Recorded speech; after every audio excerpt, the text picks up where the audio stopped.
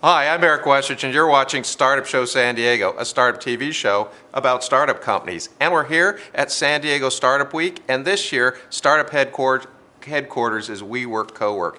We're here with Shelly Scott from Intuit, Head of Mega Platform Partnerships. That's right. I got that right. That's right. Thank you for that.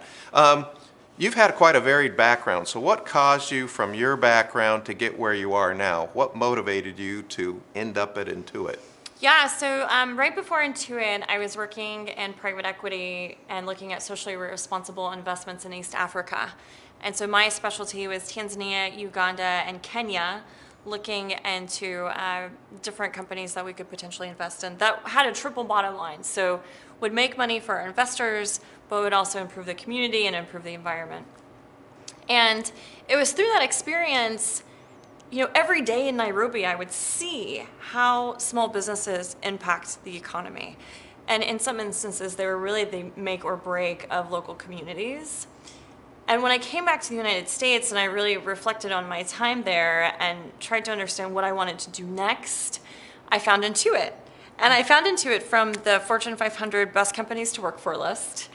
And I loved the mission of the company, which today is power prosperity around the world, and the focus on financial health for consumers and small business. So when I first started at Intuit 6 years ago, my focus was primarily on the startup community.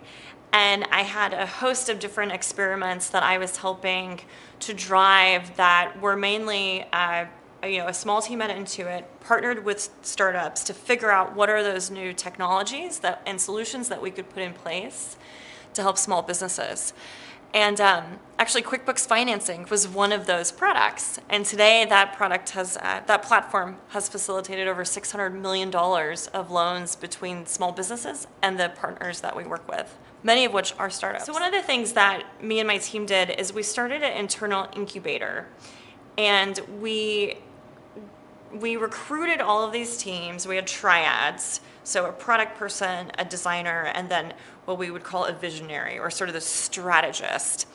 And we had, I think, about 30 or 40 teams in the US, and then I went to India and kicked off the program there as well. We had another 20 teams participating in India. And it was really about harnessing our entrepreneurs locally to solve local problems that they were seeing in their own communities.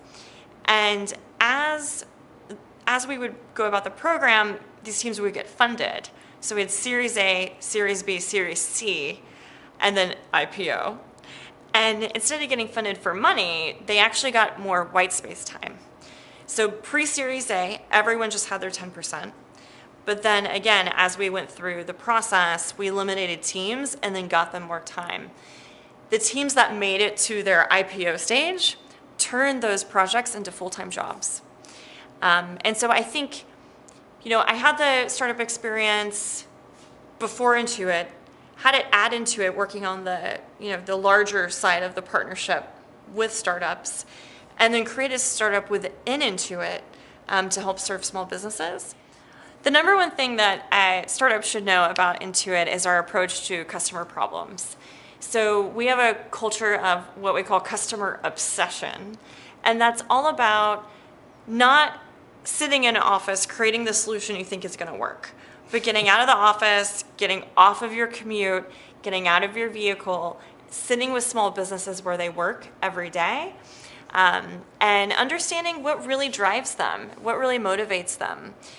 We do these through Follow Me Homes. We also have a ton of interviews that we do on the phone and on video with small businesses around the world. And so by having this customer-obsessed approach to solving problems, we've grown a tremendous business through our products that are really delivering benefits. I'll give you an example. So we've got a wonderful product called QuickBooks Self-Employed.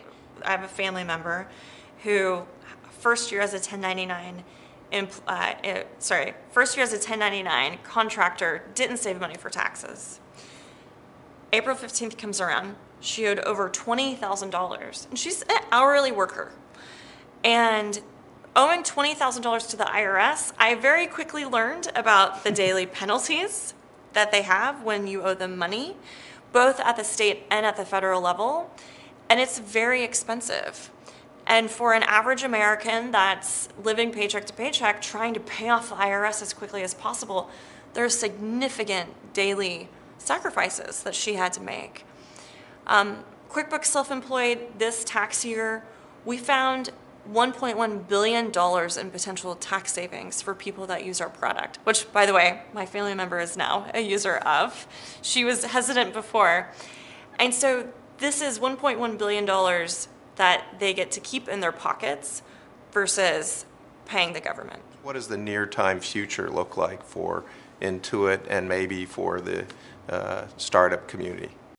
Sure. So this time next year, in my crystal ball, we recently announced a trusted open platform for TurboTax, where we're focused on figuring out how do we get people more tax savings and more money that goes beyond just the tax refund. And so by this time next year, I hope that that is in full swing, and we've got some proof points that we are able to effectively save consumers money and improve their financial lives.